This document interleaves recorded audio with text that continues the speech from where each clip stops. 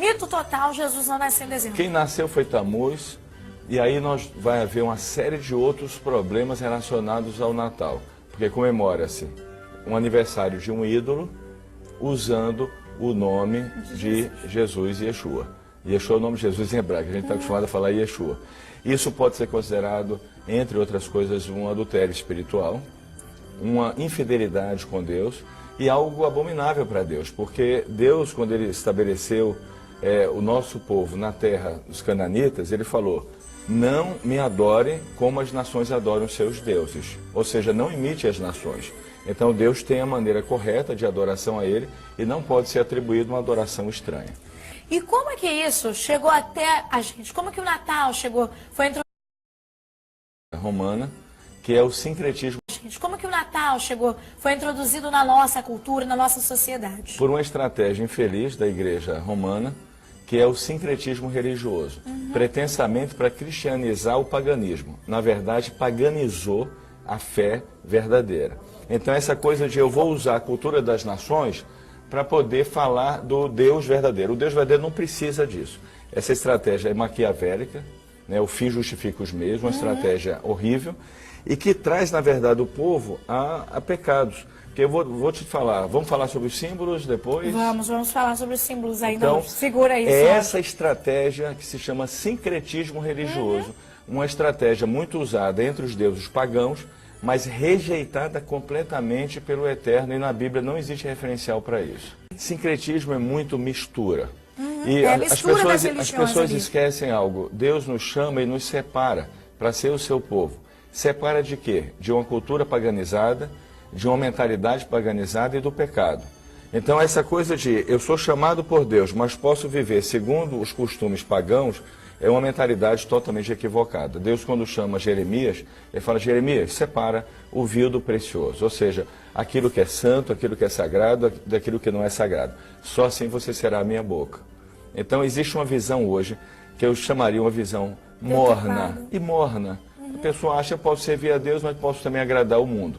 E Yeshua disse, é uma advertência sobre isso: quem dera fostes quente ou frio, se és morno, eis que estou para vomitar da minha boca. Olha, gente, a gente está falando sobre secretismo religioso aqui, que é a mistura, trazer aquilo, ou a mistura de várias religiões. Mas se a Igreja Romana trouxe isso tem uma origem pagã, da onde que vem, qual é a história por trás disso tudo? Vamos falar sobre a história pagã do Natal, porque a gente já sabe que foi a Igreja Romana que trouxe isso para os nossos dias, enganando ali e tudo mais, enfim, trazendo uma nova imagem. Mas da onde que vem isso? Vem justamente dessa história de Nimrod, que é considerado o Deus Sol após a morte, o nascimento de Tammuz, 24 de dezembro, logo o aniversário de 24 de dezembro é de Tammuz, e obviamente não de Yeshua, não de Jesus.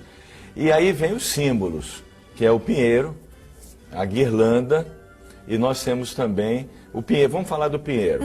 O pinheiro é um problema seríssimo, porque existe um versículo em Deuteronômio 16, que Deus fala assim: não plante a árvore de Asherá perto do meu altar.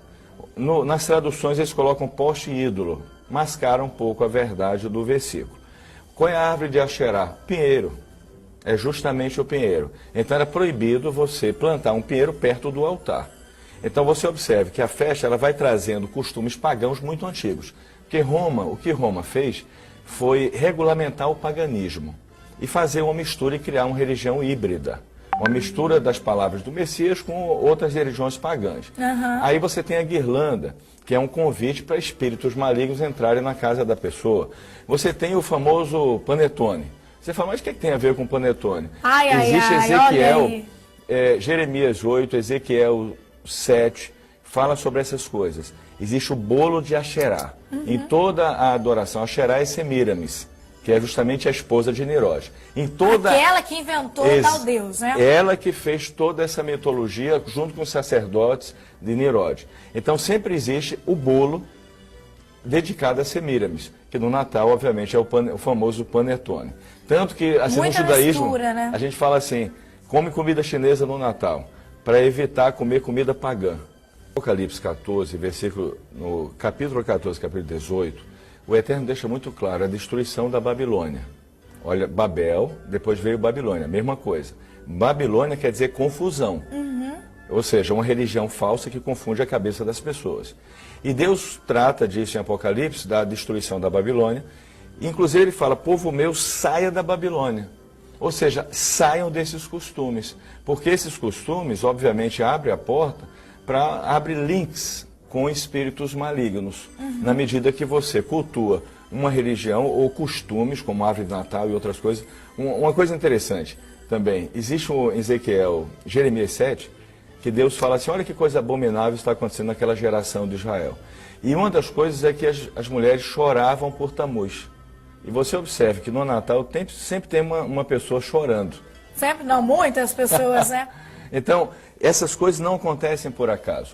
Elas, na medida que colocam aquele bolo, colocam a árvore de Asherá, há um link com esses espíritos malignos. E começa a ocorrer exatamente a mesma coisa. O mais incrível de tudo, você lê assim a história de Israel, você fala, como é que Israel se desviou, aquela geração se desviou? É a mesma coisa hoje em dia. A pessoa se desvia sem se dar conta. O Natal, na verdade, é uma prática pagã, muito abominável diante do Eterno. Mas muita gente vai dizer, não, isso aí tudo bem, eu faço isso, mas a minha intenção é outra.